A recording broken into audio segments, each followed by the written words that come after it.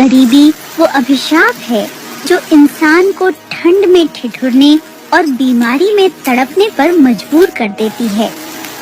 रघु अपनी बीमार पत्नी और छोटी सी बेटी के साथ मौत और जिंदगी की जंग लड़ रहा था। अजी सुनते हो? रघु। हाँ सुधा, मैं यहीं हूँ। क्या हुआ? दर्द बढ़ा क्या? अब बर्दाश्त नहीं होता, छाती में जैसे कोई पत्थर रखा है। मुझे लगता है अब मेरा वक्त आ गया है। तुम और पिंकी अपना ख्याल रखना। चुप कर पगली, कैसी मनहूस बातें कर रही है? तुझे कुछ नहीं होगा। वो सरकारी अस्पताल का डॉक्टर कह रहा था ना, बस एक इंजेक्शन की जरूरत है। आज मैं वो इंजेक्शन लेकर आऊंगा, तू देख लेना, कल तू अपने पैरों पर खड़ी होगी। रघु, बाहर मत जाओ, बाहर यमराज जैसी ठंड है, तुम्हारे पैर में दर्द होगा। अरे मेरा पैर तो लोहे का है सुधा, इसे ठंड नहीं लगती। बस तू आंखें खुली रखना, मैं अभी गया और अभी आया दवाई ले। रेलवे स्टेशन के बाहर कोहरा है। रघु और पिंकी तेजी से हाथ चला रहे हैं। बाबूजी, ओ साहब जरा इधर देखिए, गर्मा गर्म बटर ऑमलेट। साहब एक बार खाएंगे तो सर्दी भूल जाएंगे, ले लीजिए ना साहब, घर में बीवी बहुत बीमार है। अरे भाई, बीमार है तो अस्पताल ले जा, यहाँ सड़क पर क्यों रो रहा है? हटो, रास्ता छोड़ो। बाबा वो देखो, एक साहब और आ रहे हैं। आप उनसे बोलो, मैं तब तक प्याज काटती हूँ। बाबूजी, भगवान के नाम पर एक ऑमलेट बनवा लीजिए, बहुत भूख लगी होगी आपको। सिर्फ 30 रुपए का है। दवाई के लिए 50 रुपए कम पड़ रहे हैं साहब। आपकी एक मदद मेरी सुहाग बचा सकती है। अच्छा भाई, इतनी मिन्नत कर रहे हो तो बना दो एक, लेकिन साफ सुथरा बनाना। शुक्रिया मालिक। पिंकी बेटा, जल्दी से साहब को स्पेशल वाला बना कर दे, इसमें थोड़ा मक्खन ज्यादा डालना। तभी पुलिस की सीटी बजती है और टीटी टीकमचंद अपने डंडे के साथ आता है। ओहो, फिर आ गया तू। लंगड़े, तुझे मेरी भाषा समझ नहीं आती या लातों का भूत है तू? कितनी बार तुझे भगाया है यहाँ से? ये स्टेशन तेरे बाप की जागीर है क्या, जो जब चाहे तवा उठा के चला आता है? बाबूजी प्रणाम। टीटी साहब, बस आज रहने दीजिए। कसम से जैसे ही 100 रुपए जोड़ेंगे मैं खुद चला जाऊंगा। मेरी घरवाली मर रही है बाबूजी, उसके लिए कफन का नहीं दवाई का इंतजाम करने आया हूँ। चल भाग यहाँ से।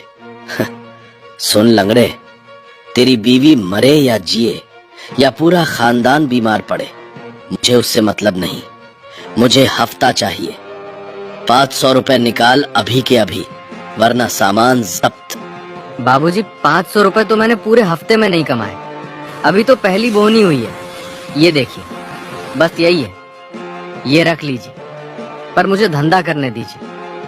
मेरी बीवी की सांसें इस धंधे पर टिकी है साहब।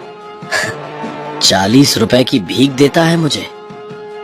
टी टीकम चंद नाम है मेरा। अगर 500 नहीं है तो ये रेहड़ी यहाँ नहीं लगेगी। अंकल, आप गंदे हो, मेरे बाबा को मत सताओ।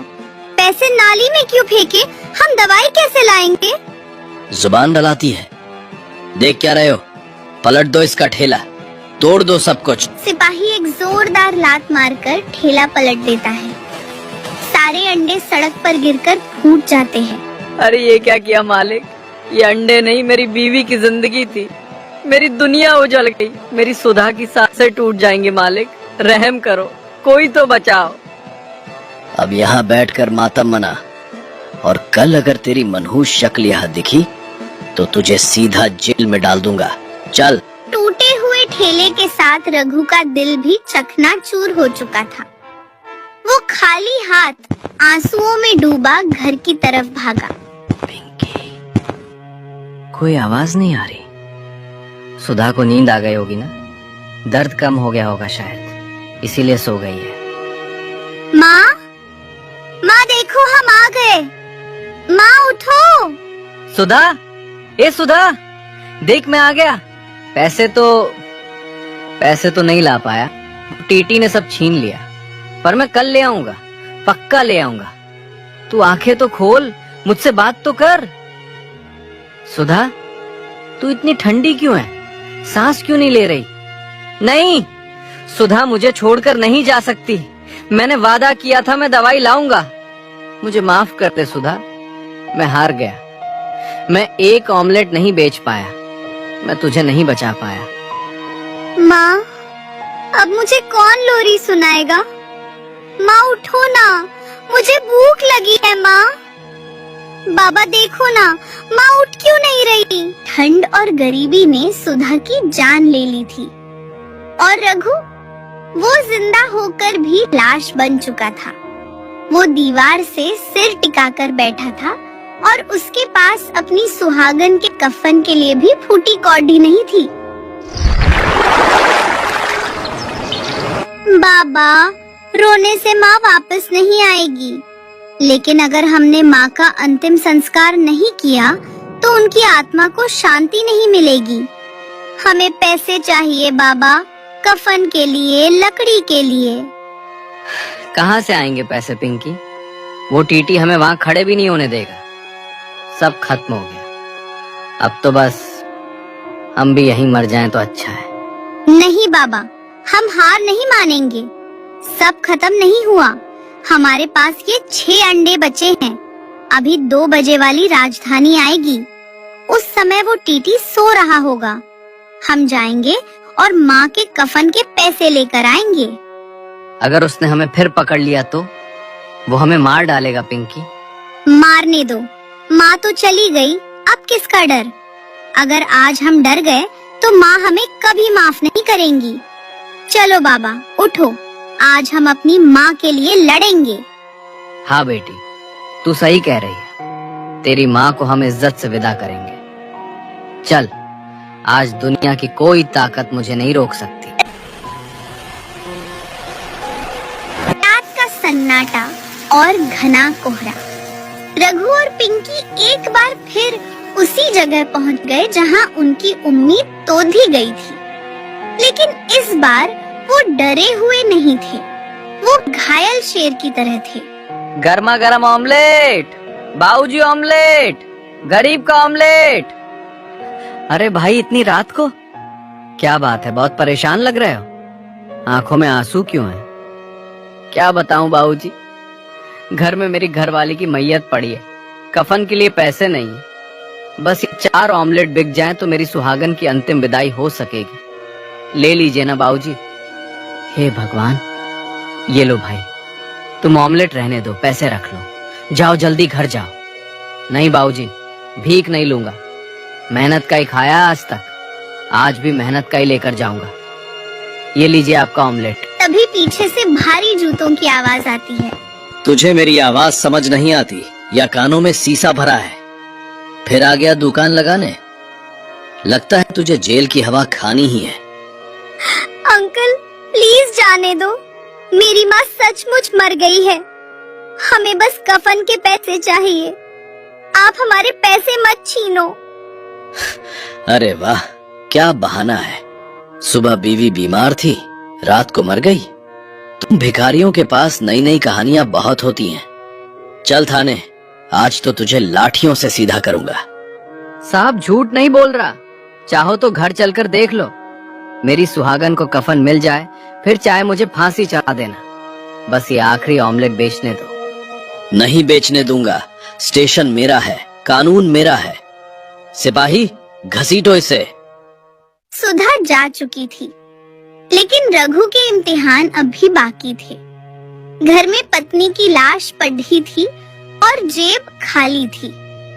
रघु ने सोचा कि शायद दुनिया वाले ना सही, पर अपने तो मदद करेंगे।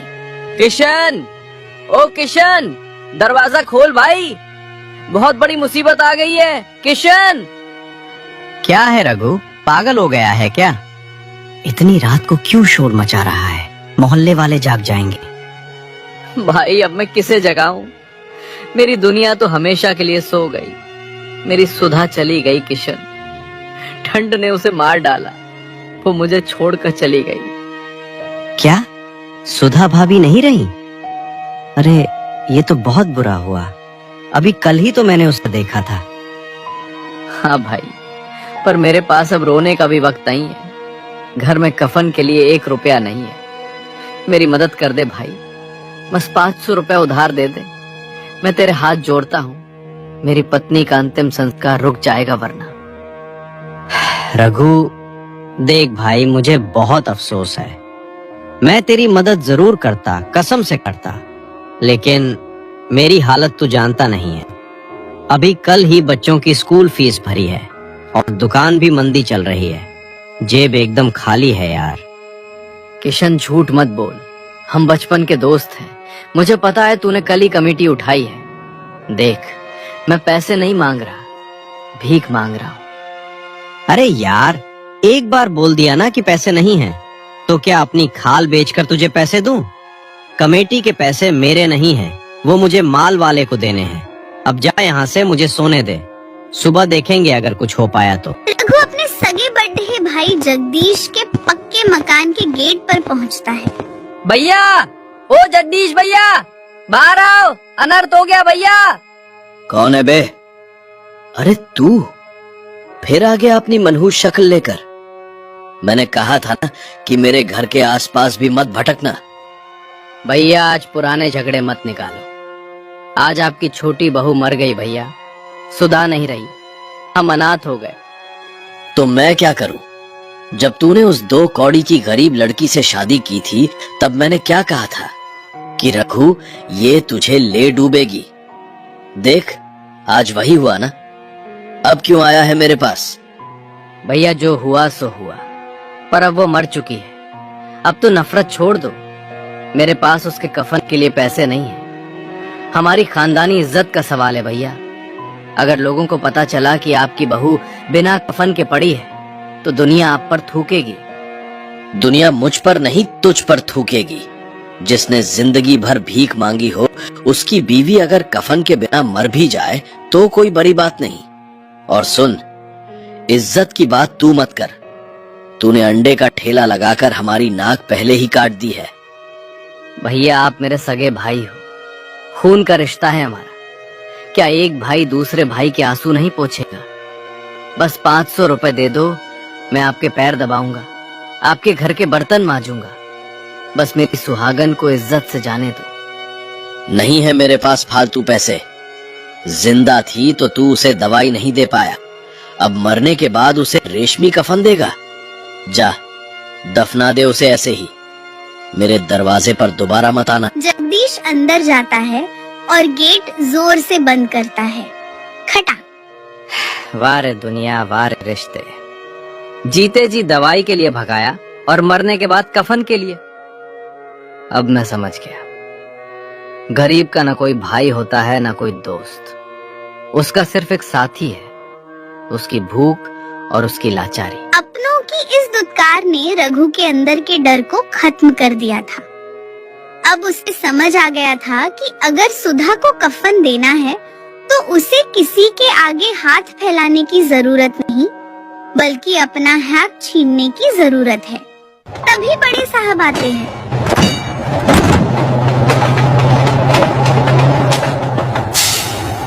स्वागत है सर। स्टेशन पर सब फर्स्ट क्लास है सर। सफाई एकदम चकाचक है। ठीक है। चलो अंदर चलते हैं। रुको, वो कौन है? और वो बच्ची इतनी रात को ठंड में क्यों रो रही है? आ रही है सर, आदत है इनकी ड्रामा करने की। आप चलिए सर, मैं सिपाही को बोलता हूँ इन्हें हटा दे। भिखारी की भी आंखों में आंसू होते हैं टीकम चंद, मगर इसके आंसू दर्द के लग रहे हैं। मुझे बात करने दो। क्या हुआ भाई? इतनी ठंड में अपनी बच्ची के साथ यहाँ क्यों बैठे हो? और तुम रो क्यों रहे हो? साहब, हमें मत मारो साहब, हम बस जा ही रहे थे। मेरी बीवी मर गई है साहब, बस उसके कफन का इंतजाम नहीं हो पाया। क्या? बीवी मर गई और कफन नहीं है? तो तुम यहाँ क्या कर रहे हो? साहब, मैं यहीं अंडे का ठेला लगाता था। सुबह मेरी बीवी बीमार थी, अगर धंधा करने देते तो मैं दवाई ले जाता, पर इस टीटी साहब ने मेरा ठेला तोड़ दिया, मेरे पैसे नाली में फेंक दिए। मेरी सुधा दवाई बिना मर गई साहब। अब कफन के लिए आया था तो इन्होंने फिर भगा दिया। अब मैं कहाँ जाऊं साहब? मेरे बाबा ने झूठ नहीं बोला अंकल। ये अंकल बहुत गंदे हैं। इन्होंने हमें बहुत मारा। सीकम चंद, क्या ये सच है? सर, वो अवैध वेंडर था सर। नियम के हिसाब से। नियम? तुम्हें नियम याद रहा पर इंसानियत भूल गए। तुम्हारी वजह से एक औरत मर गई। तुम्हें शर्म आनी चाहिए अपनी वर्दी पर। माफी मांग, अभी इसी वक्त इसके पैरों में गिरकर माफी मांग। मुझे माफ कर दो भाई, मुझसे बहुत बड़ी गलती हो गई। मैं अंधा हो गया था, मुझे माफ कर दो। तुम्हारी पत्नी को तो मैं वापस नहीं ला सकता भाई, उसका मुझे अफसोस जिंदगी भर रहेगा। लेकिन आज मैं तुम्हें एक हक देता हूँ। आज से तुम स्टेशन के बाहर नहीं, स्टेशन के अंदर दुकान लगाओगे, और वो भी बिना किसी डर के। ये मेरा ऑर्डर है। तुम्हें रेलवे का परमानेंट पास मिलेगा। अब कोई टीटी या पुलिस वाला तुम्हें तंग नहीं करेगा। साहब, आप भगवान हो। आपने मुझे और मेरी बेटी को नई जिंदगी दे दी। ये लो, पहले अपनी पत्नी का अंतिम संस्कार पूरे सम्मान से करो। कल से अपनी नई दुकान शुरू करना। बड़े साहब की मदद से रघु को पैसे तो मिल गए, लेकिन वो अपनी सुधा को वापस नहीं ला सकता था। अगली सुबह कोहरा छंट चुका था और सूरज निकल आया था, जैसे प्रकृति भी सुधा को विदाई दे रही हो। सुधा, मुझे माफ करना, मैं तुझे बचा नहीं पाया। शायद तेरी किस्मत में यही लिखा था। पर देख, आज तेरी विदाई किसी अमीर से कम नहीं हो रही। तेरा अपमान करने वाला टीटी अब जेल जाने वाला है। तेरा बलिदान बेकार नहीं गया सुधा। बाबा, माँ आप कभी वापस नहीं आएंगी ना? वो हमारे दिल में हमेशा रहेंगी बेटा। उन्होंने अपनी जान देकर हमारे लिए रास्ता खोला है। अब हमें रोना नहीं है, हमें उनकी कसम पूरी करनी है। अब हम जिंदगी में कभी हार नहीं मानेंगे। वक्त के मरहम ने जख्म भर दी। जिस स्टेशन से रघु को धक्के मारकर निकाला जाता था, आज उसी स्टेशन पर उसकी एक पक्की और साफ सुथरी दुकान थी। साहब, आप आइए साहब, बैठिए। आज मेरी दुकान की चाय पीकर जाइए। अरे रहने दो रघु भाई, पैर मत छुओ। मैं तो इंस्पेक्शन पर आया था, सोचा देखूं कि मेरा फौजी दोस्त कैसा काम कर रहा है। सुना है पूरे शहर में तुम्हारे ऑमलेट की चर्चा है। साहब, ये सब आपकी देन है। अगर उस रात आप फरिश्ता बनकर नहीं आते तो शायद मैं और मेरी बेटी भी आज जिंदा नहीं होते। आपने मुझे सिर्फ दुकान नहीं दी साहब, आपने मुझे मेरी खोई हुई इज्जत वापस दी है। बेटा, साहब के लिए सबसे बढ़िया वाली चाय और स्पेशल ऑमलेट लाओ। नहीं नहीं रघु, मैं ड्यूटी पर हूँ, खाऊंगा नहीं। बस ये बताओ, अब कोई परेशान तो नहीं करता? वो नया टीटी ठीक है ना? अब कौन परेशान करेगा साहब? जब शेर का हाथ सिर पर हो तो गीदड़ पास नहीं आते। अब मैं सीना तानकर धंधा करता हूँ। पहले पुलिस की सीटी सुनकर छिप जाता था, अब सीटी सुनकर ग्राहक संभालता हूँ। सब बदल गया साहब। रघु ने साबित कर दिया था कि अगर इंसान की नीयत साफ हो और हौसला बुलंद हो तो वो राख के ढेर से भी उठ खड़ा होता है। सुधा तो चली गई, लेकिन उसकी यादें उस सुधा ऑमलेट सेंटर की महक बनकर